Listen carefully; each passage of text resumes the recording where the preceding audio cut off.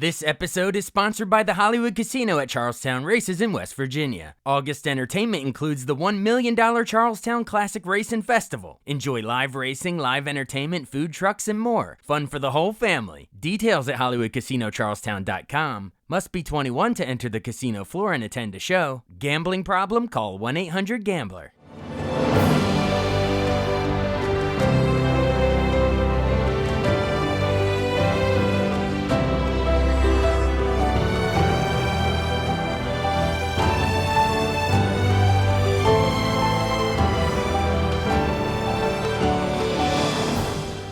Welcome to the newest episode of Beyond the Fame with Jason Fraley. I'm your host, Jason Fraley, picking the brains of the top filmmakers, musicians, and artists of our time. The emotional new documentary, Daughters, dropped on Netflix this week after winning the Audience Award for U.S. Documentary at this year's Sundance Film Festival. I spoke with co-directors Angela Patton and Natalie Ray about chronicling a daddy-daughter dance at the D.C. jail. Greetings, I'm Angela Patton, co-director of Daughters. Happy to be here. Hey there, I'm Natalie Ray, co-director of Daughters. Thanks so much for having us. Oh, thanks for doing this. And I gotta say, I just watched it, and man, I was tearing up right and left. It's such a beautiful documentary. I'm so glad you made it, and I encourage everyone to check it out. It is so inspiring. But yeah, rather than me explain the premise, I don't know which one of you wants to take it, but explain the basic premise of what this daddy-daughter dance is at the DC jail. Awesome, Angela, you go. That's your origin story. Yes. So it's actual, rare dance, a dance of their own is what the girls call it, that started in Richmond, Virginia, actually my hometown where I was born and raised and still live currently. And I run a program that advances opportunities for Black girls. But one of the things that we love to do is really help girls affirm their voices and really elevate them and help prepare them for the world and make sure that the world is prepared for these amazing girls to come and contribute great things to our community. And the girls wanted to do a social change project that would actually make sure that people change their perspectives and stereotypes that they had around Black men, specifically as they showed up as fathers in their lives. And as the girls was planning this special dance that would celebrate their fathers, they discovered that they had a friend that had a father that was incarcerated. And they all just felt that it was unfair that she was not able to participate in the dance. And they wrote a letter to our sheriff in Richmond, Virginia, Sheriff C.T. Whitty at that time, and asked if they can actually facilitate a dance of their own for girls who could not have this same memorable experience with their fathers in the community. And fortunately, he said yes to this amazing experience. Awesome. And like you said, just to reiterate, so you said it started in like the Richmond area, right? Correct. Right. And so it grew to DC because after I was able to do a TED Talk about this particular dance, it was, global. And a lot of people started to reach out to me, not only to replicate the model in other dance in prisons, but actually to document the story, get behind the scenes and really show the power of these girls. But when other filmmakers reached out to me, they really wanted to tell the jail story, having access to the prison or jail and really having this conversation with the sheriff, who was, the hero of this to them, because he said, yes, it has the power of what happens in his facility. But they never talked about the girls being the forefront and the girls being their own heroes and the greatest ambassadors and thinking about what they needed to connect with their fathers.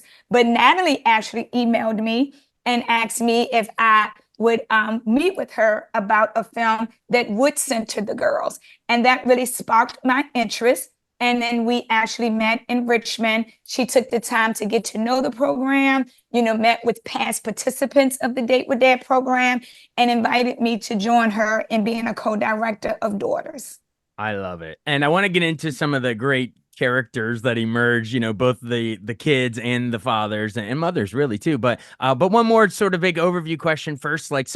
Where exactly and how long did you film? Like when you brought the cameras in, what facilities were you at again? Yes, the facility is the Washington, D.C. jail, but then I can let Natalie chime in. Yeah, I had met Angela in Richmond, Virginia, where she was first doing her program, and we did preliminary interviews with Sheriff C.T. Woody. And the name of that is the Richmond Justice Center. Is that correct, Angela? Yes, where it started. Yes. So it was interesting. It was great to like learn about the history and yeah, see how other people had told the story in the news. And it was kind of weird that it was kind of spun into this jail story or this rehabilitation story, as opposed to the brilliant thing that these young girls created and came up with and the impact it was having. So got to learn about all the work Angela was doing. And then it was this kind of silver lining that we got to go to Washington, D.C. together and really make the film and the documentary just an embedded part of this whole program, starting for the first time in Washington, D.C. And then that took place in 2019. And then we continued working and following the families and filming them up until last year, really. Okay, cool. So you started in 2018. So pre-pandemic you started, and then you just kept it going throughout the last several years. Okay, gotcha. That was when we started filming with like Aubrey and Santana, this program. But we'd filmed Right. Before that. We just didn't end up using the previous participants and the sort of history of the dance in this film. Gotcha. Well, you mentioned Aubrey and Santana, so let's go ahead and go there. You Yeah. had some really cool kid characters emerge here. I mean, little Aubrey is just says the most. It's like the kids say the darndest things. So some of the stuff is just great, and Yeah. Santana and the rest. And what was the one line when he's like, "I don't recognize you because you got your hair," and she's like, "If I run to you, it's me." Like, there's some really good moments. But just tell me about the smiles on your faces, or just the surprise, the pleasant surprise when you hear some of the words that come out of their mouths, and you're like, it's gonna be gold for the doc. Yeah, I mean, meeting Aubrey, she's just an incredible human. And I was, when I first met Keith, he was talking about her with, just so much light in his eyes. And he almost started to cry. And he was just like, she's missing her teeth right now. And she doesn't have one favorite color. She's got three favorite colors. And she's dancing and singing with me. And I was just like, okay, this sounds like a really cool kid, and definitely a special connection that they had. And when I met her, I just had never, this wisdom like flowing out of this girl, and just everything she said, so brilliant. She was amazing, human. And yeah, I think that we knew she just really embodied a lot of the themes of this film, and just that like raw wisdom that we were tapping into and wanted to show from these girls. So it was a real pleasure to work with her. And often she really had lots of ideas about where she wanted to take her story and what to film. So places where her and her father would catch butterflies in the forest, or where he would walk her to school, and lots of things that she really showed us the way. Awesome. Any other character, the kid, before we move on to the father side of it, and any other of the kids that you mentioned, Santana, but are there any others you want to mention just for our Yes. listeners as a teaser? Yes. Of course. Yes. I just think that your comment about like, are we surprised? And I would say personally for me, absolutely not. Because one of the reasons that I thought this film would bring a refreshing perspective of Black girls. Usually in film cinema, you do not see, this brilliance that already exists within them. And so you see Black women or Black girls portrayed in a very negative light. But when you really just go into their world, into their reality, what we were able to show you is they are dreamers, that they can contribute to the world, that they also have goals, and they have a lot to say. And if you do not give them safe and brave spaces, or you actually come with your own perspective, or you bring, your adult type of lived experiences, and don't allow the girl to be free and to partner and collaborate with you, then you don't know that they are these great human beings, just like you are a great human being, right? You start to bring in your own thoughts and processes and put a lot of things in your head that's societal, feedback. And so this allowed us to just be with the girls by letting them be themselves. So no surprise to me, because I get to experience this all the time with Girls for a Change, but it was really refreshing. for me to be able to show other people that, they are little human beings that's trying to figure it out and got a lot to say. And as long as you get out of their way, they will open up to you. So I hope that people take from this that, like, when I'm in a space with young people, let me be a better active listener. And I think you'll get more of Santana, Jayana, Rosalia, and Aubrey's, because they do exist in our world. Oh, absolutely. There's a lot of wisdom in that childlike innocence. You know what I mean? Absolutely. A lot of us adults should try to unlearn a lot of the stuff that we, society Totally. teaches us, but they're a clean slate and can probably teach us more than we even realize, that's why I love that you call it daughters, because it really so much is, we can learn so much from the daughters. Well, Yeah. cool. All right. Well, then on the flip side of that, let's go into some of the father characters that emerge. Because again, when you're going into these prisons, you don't know who you're going to find. Your cameras are rolling, and probably certain characters kind of bubble to the surface as, oh, that's an interesting person to include, etc. So yeah, for you both, who are some of the folks that emerged? And a lot of people come in the preconceived notions. Oh, we're going to talk to hardened criminals. No, you guys show the human side. You know what I mean? It's beautiful.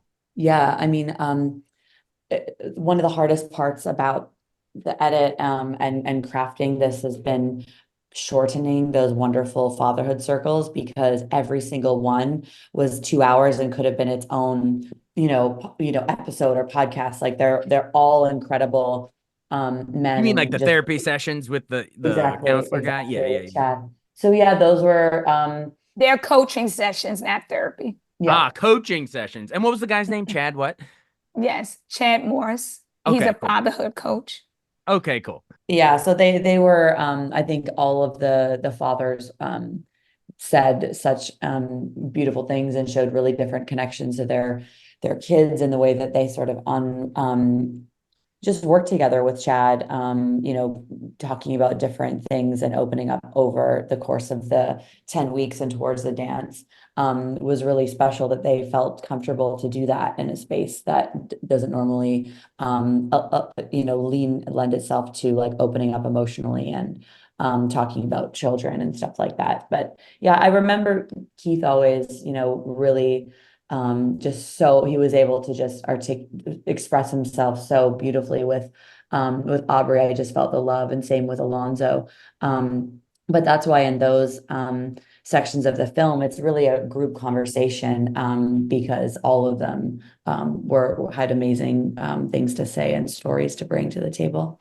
Absolutely. And I'm just going to invite people to watch it. I'm not even going to spoil the dance itself. Like it built, you just have to watch it. It is amazing. And you'll be crying at some of these interactions. It's beautiful. And I also wanted to praise you both for I was geeking out on some of the filmmaking craft too. There's a scene where one of the dad promises to his girls that he's going to change. And then you all cut to some leaves on fall leaves on the ground symbolizing change. Then you do like a rack focus through a chain link fence to a mural that says no one's free until all are free, like a graffiti on. There's some cool filmmaking stuff. I could see why it's, Sundance and it's taken off, but Thanks for seeing that. That's sweet of you.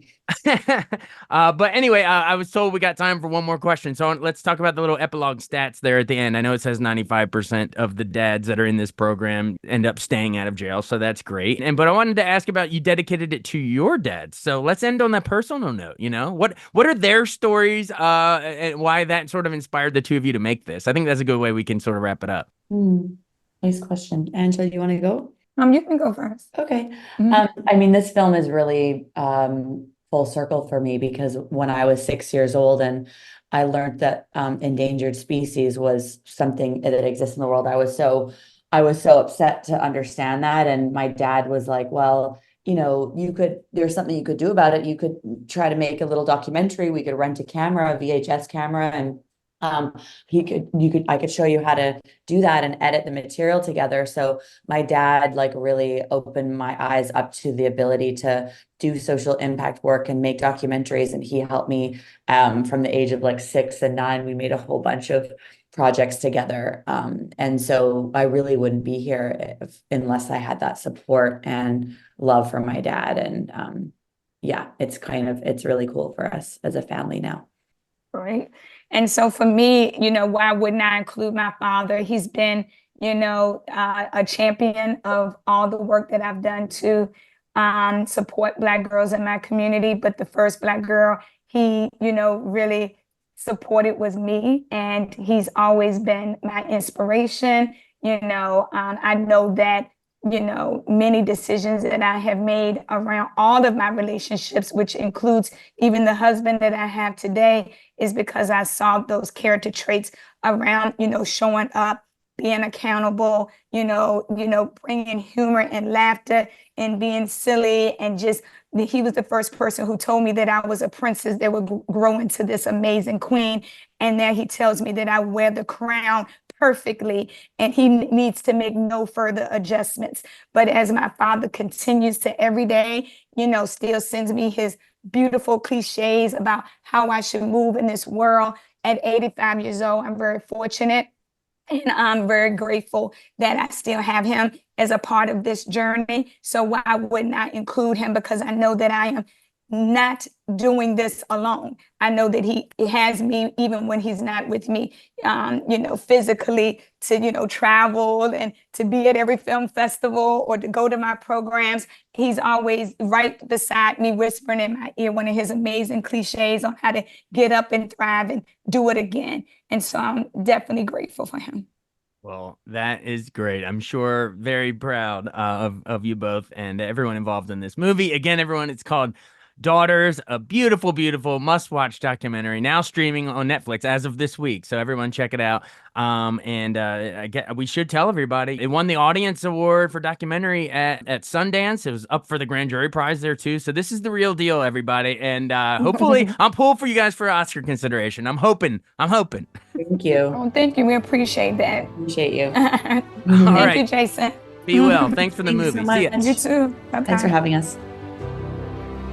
Thanks so much for listening to Beyond the Fame with Jason Fraley. Our theme music is Scott Buckley's Clarion. Remember to give us a 5-star rating if you like what you hear. We'll see you next time.